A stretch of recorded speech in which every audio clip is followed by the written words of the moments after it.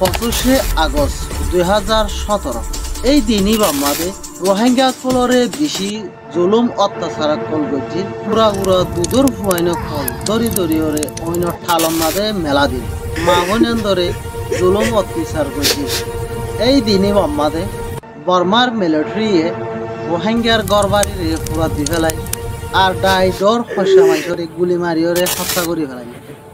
এই জালেম সরহারের রাততো গোড়া বুড়া পায়ে হয় হন কি বাদ যায় না পারে বেগুন শিকার হই।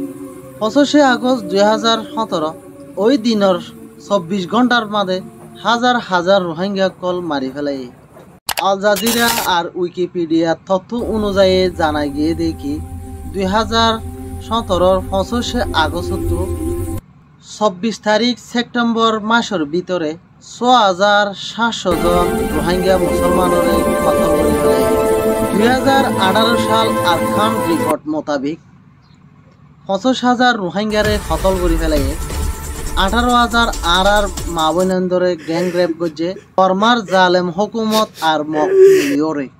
এই রিপোর্টই আমাদের আরো আছে দে কি বলে হইলে 1,16,000 মানুষরে জুলুম অত্যাচার কল গজ্জে এবং 36,000 মানুষরে অইনত ফুরা দিয়রে মারি ফেলে।